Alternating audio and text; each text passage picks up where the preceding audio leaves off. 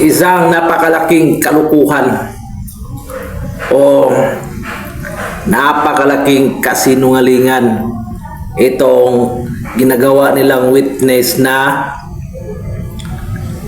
kidnapper, kriminal, convicted at nakakulong. Tapos inuhugot sa kulungan para gagawing witness. So anong kapalit nun? Anong kapalit bilang isang witness ng isang kidnapper at kriminal?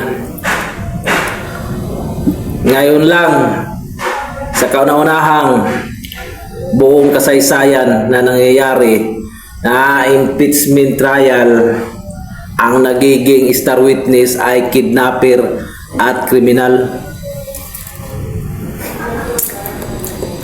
Masasabi nyo na lang, masasabi natin lahat sa mga matitinong tao, kung pag-iisipan mo, pagbabatayan mo, masasabi mo ang batas ng Pilipinas ngayon hinahawakan na ng mga sindikato. Sila-sila na ang nagpapatakbo at sila-sila na ang nagdesisyon. Gano'n nila binababoy ang konstitusyon ng batas ng Pilipinas. Bakit? Para lang sa sarili nilang interes, sa mga posisyon, sa mga hangarin na hindi mabulgar at hindi sila mapalitan para tuloy-tuloy ang pagnanakaw sa kaban ng bayan. Ganon.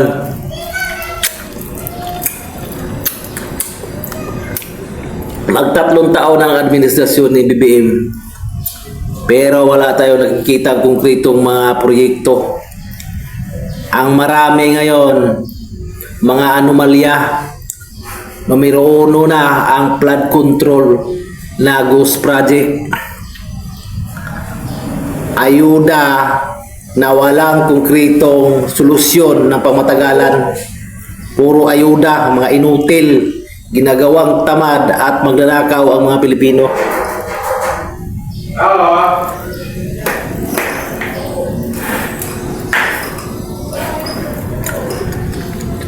Tapos ngayon ay naatupag puro impeachment trial ni Sara Duterte, dating Vice Presidente. Ganyan kainutil ang mga politiko na mumuno ngayon sa Malacanang. Ganyan kainutil at walang silbi ang administrasyon ni BBM.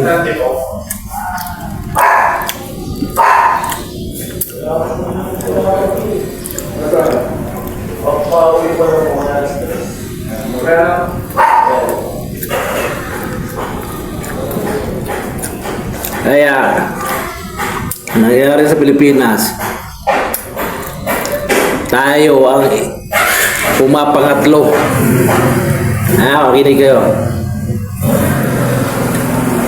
Sa survey sa pinakakurakot na bansa, tayo ang nabibilang sa pangatlong bansa na pinakakurakot. Tapos ipinapalabas ni Claire Castro sa kanyang datos na mas maunlad daw, mas umuunlad ang Pilipinas sa ngayong administrasyon ni BBM kaysa nagdaang administrasyon ni PRD. Ganyan kaugok ang isa sa nagsasalita sa Malacanang na galing sa mental hospital. Sinungaling pa ni Judas Iscariote. Ipinakapanganak na ang dila ay ahas.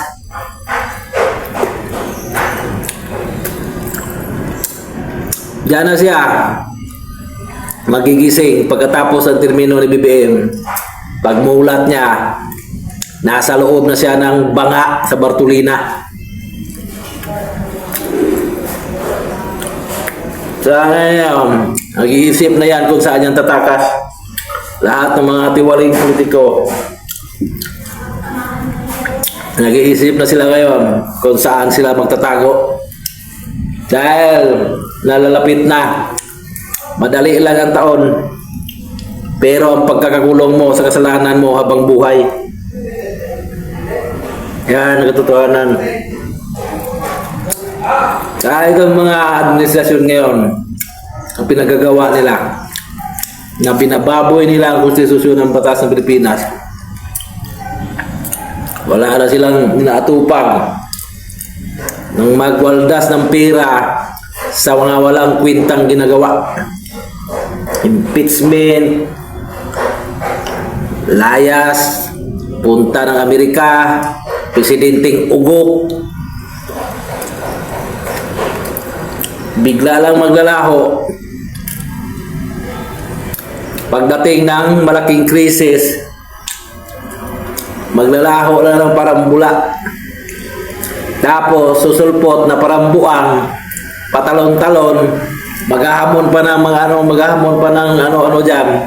Isang ugok na presidente. Sa buong kasaysayan. Ngayon lang encounter na presidente na pinaka-ugok sa lahat ng ugok. Matagal ka nga mamatay dahil masamang damo ka, pero hindi ka magtatagal dahil 6 na termino lang. Susunod ka sa yapak ng ama mo. Yan, pagkatandaan mo, BBM. Maglalaho lang pagdating ng malaking krisis sa buong Pilipinas. At walang mabigat na dahilan. Bakit? Magtatago dahil magpupulburon. Pupunta ng Amerika nang walang dahilan. Walang matinong mga rason o magandang balita na kanyang pupuntahan doon. Bakit? Doon kasi ang pulburon. Kaya ngayon, hinahanapan ng mga medical bulletin kung anong nangyari sa kanyang kalusugan, bakit nawawala siya ng walang dahilan. Sinasabi ng Korte Suprema, lalo na ang taong bayan, nag-request, magpa-hair follicle test. Ang sagot sa ugok, ayaw ko, no, no, no. Yan pa lang, bistado ka na ugok. Kahit naman hindi natin ipag-drug test, sa reaction pa lang, kahit isa-iko mo lang, positive. Tingnan mo lang kung magsasalita, walang direksyon, tapos nagkautal-utal, ang bunganga ay naglalap parang kumakain ng bulkasil. Ganyan ka walang kwintang presidente na kahit saan mo dadalhin, hindi marunong umintindi at hindi marunong mag-deliver ng salita na galing sa puso. Puro script, puro kudigo. Para kang robot, hindi ka tao. Balik tayo kay Madriaga.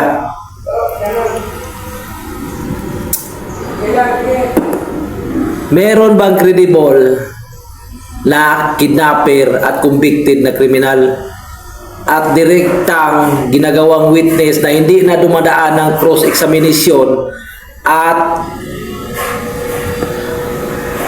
walang fact-check sa status niya kung ano ang kanyang buhay? Ano siya? Anghel? Ano yan? Santo?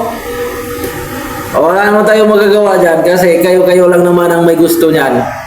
Kayong mga congressman, na mga illegalistang, mga NPA terorista, itong direktor na si Trillanes na kriminal, Magdalo,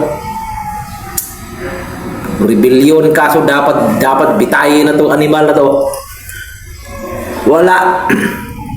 Walang maaasahan dyan sa mga matitinong tao.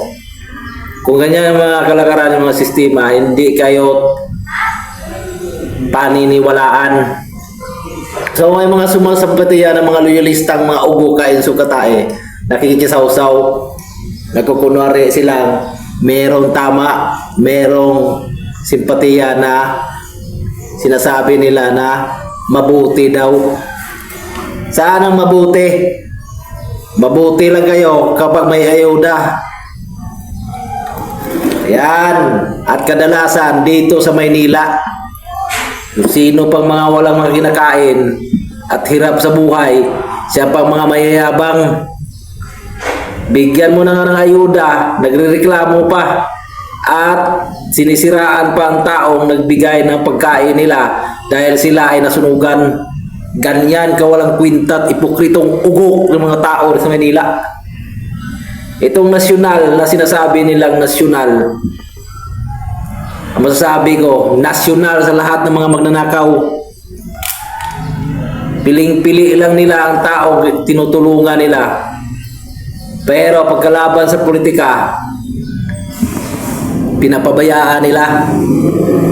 Ganyan kawalang kwinta ang sistema pamamalakad ng administrasyon ngayon. Kaya puro impeachment kasi ayaw nilang mamuno ang mga Duterte dahil magugutom ang mga bulsa nila. Wala na silang mapupuntahan na ibang transaksyon na magkapira sila dahil lahat ng mga ginagawang mga politiko nito, lalo itong mga congressman na mga NPA na sangkot sa mga anomalya, wala ang kalalagyan nila sa kangkungan o di sa pupulutin doon sa loob ng banga. Yan ang katotohanan. Dahil kapag si Sara ang nagiging presidente, was out lahat ng mga demonyo dyan sa Malacanang. Ito pagkatandaan nyo, dapat sa isang magiging presidente ay hindi mababayaran, lalong-lalo na hindi madidiktahan. At bago niya ilabas ang plataforma, bago siya lalabas ng bakuran, mismo ang kanyang bahay ay lilinisin, lahat ng mga anay ay susunugin. Yan ang ginagawa ng isang public servant ng mga Duterte na mismo sa kanyang baluarte nagiging mayor siya. Walang nagrereklamo dahil ang lahat ay nagbubunyi at nagtitiwala. Alam nila kung gaano katino at may takot sa Diyos at magaling magdala sa kanyang baluarte. Ganyan. Pero itong nasyonal ng mga politiko dito sa Manila, bigla na lang tatalon sa Senado. Magiging senador, hindi dumaan ang kapitan, hindi dumaan ang konsehal, hindi dumaan ang mayor, hindi dumaan ang congressman. Walang alam kung paano niya panghahawakan ang kanyang baluarte, tapos magyayabang na magiging presidente. Sa maliit mong lungsod, hindi mo nga kayang ihandol ang lahat ng mga illegal at mga tao nga pasaway. Tapos magpresidente ka, buong Pilipinas dadalhin mo.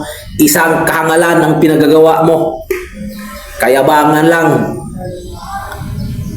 At ang totoong hangarin lang dyan, kundi pera para punuin yung bulsa mo at magnakaw ka ng unlimited. Yan ang katotohanan sa inyo. Dapat matuto na tayo mga butante. Bago kayo bumuto, basahin niyo muna kung anong pagkatao ng isang politiko na bigla na lang susulpot at magiging presidente na hindi dumaan ang pagka-kapitan, konsehal o mayor. Nagiging senador pero inutil at walang kwinta, nagpapakintan lang sa upuan sa Senado, nagpapalamig. Hindi nga nila alam, hindi nga nag-aapak doon sa pinaka-zero ground sa lupa ng mga magsasaka kung anong hirap na magtanim para ipakain sa mga buhaya. Kung ganyan politiko na walang pag-iisip na sinasabi nila na matagal na daw sila sa Senado, gaya nitong si Tito Soto, ugok ang mga taong bumubuto niyan. Isyo ngayon, vote wisely, hindi na yan uso. Ngayon, kapatigasan ng mukha, mukakapala na lang ng mukha. Tanggapin ninyo ang pera, harap-harapan, at huwag nyong ibuto. Yan ang tunay na butanteng merong pag-iisip at may paninindigan at konsensya na hindi ipinagbibili pero tumatanggap, atin yan. Buwis natin yan. Karapatan natin at wala silang pakialam. Isyo ngayon.